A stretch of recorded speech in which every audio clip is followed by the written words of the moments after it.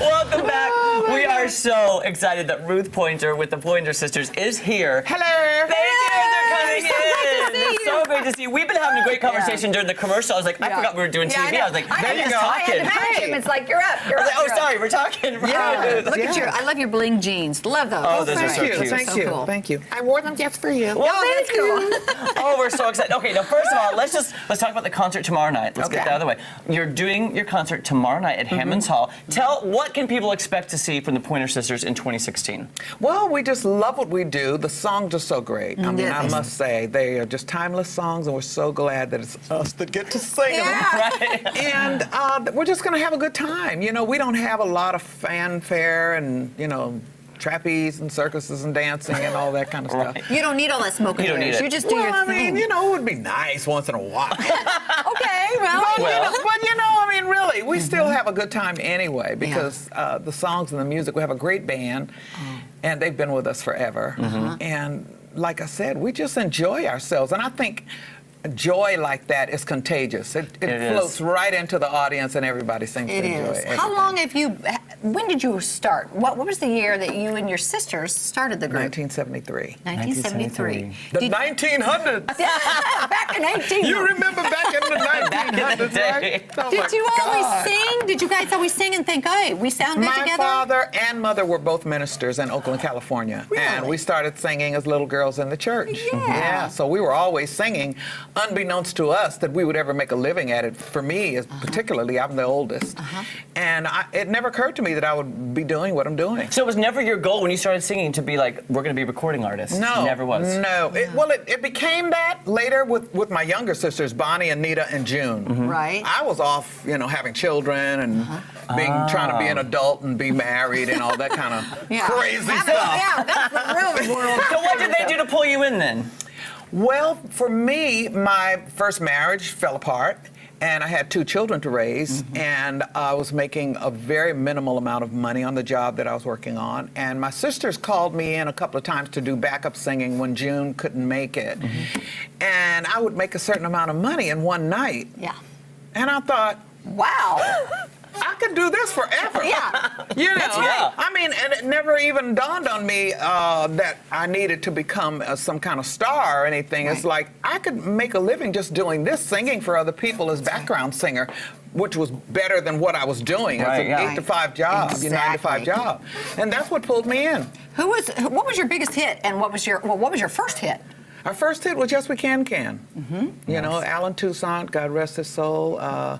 We had always loved the original version by Lee Dorsey, and we used to just sit around and listen to a lot of music, and that was one of the songs that we loved. And so when David Rubinson, our first manager, asked us to pick material for the first album, that was the first pick. How nice you got to choose, And you because got some to artists pick. don't. Oh, yeah. Yeah, that's Oh, yeah. amazing. Yeah. Now, you were talking about your growing up and starting the Pointer Sisters, and you're growing up. Now, I know you've released a book. Yes.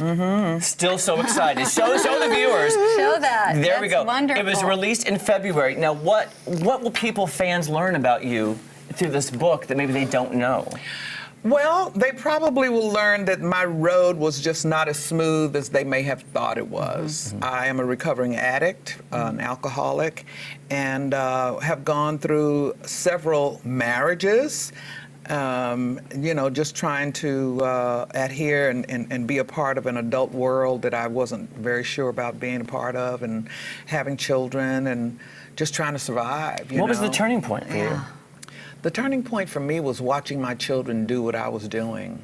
Oh. Really scary, because I was That's doing very some scary stuff. I was like, whoa, wait a minute. Like they say, do what I say and not as I do. Yeah. Who knows? They were doing what I was doing, and that scared me. That scared me a lot. And I thought, okay, I think they need a new road, role model. Yeah. And Absolutely. I need to be that person. Yeah. And so I just, the other thing that turned me around were illnesses. I contracted viral meningitis in 1984 and almost died. In 84? Yeah. And almost died. It was really bad. Really bad. When you face that, that's going to make your perspective change a little bit too. Yeah, For sure. that really, really kind of like, okay, maybe even the doctor told me you need to change your lifestyle.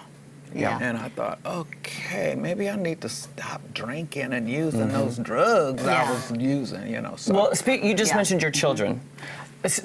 in the group now, the Pointer Sisters. You have a daughter And a granddaughter. And a granddaughter. Oh, that's fabulous. In the Pointer Sisters with you. What is it like now performing with your daughter and granddaughter? It is crazy fun. I bet it is. It really is. It's crazy fun because it was nothing that we planned. Right.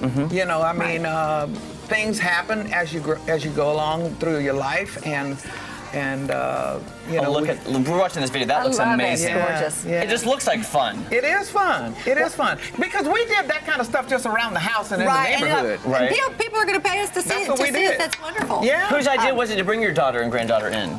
Both me and Anita's. Yeah. My daughter, well, both of them, yes, because my daughter came in when June got sick, and then actually we were going to bring in my daughter and Anita's daughter, and then Anita's daughter got sick and we lost her, and so my daughter stayed, and then when Anita started having some health complications, I called up my granddaughter and I said, "Come on." I said, you wanna give it a shot? What'd she say? Did she say yes She immediately? said, I'm scared, Nana, but yes. Oh, that's exciting. How often are you playing, real quick? How often are you guys on the road?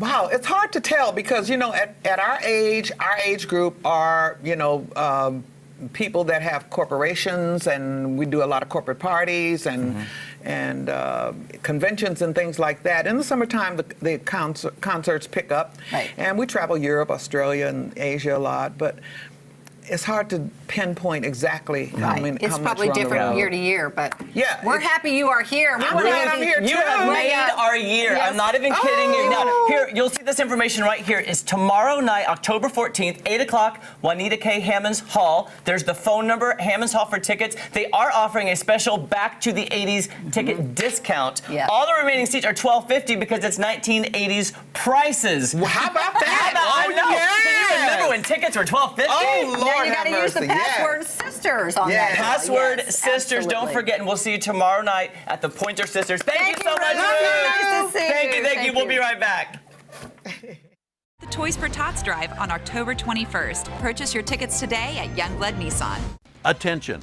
You may be eligible for hearing aids at little or no cost to you. Are you experiencing hearing difficulties?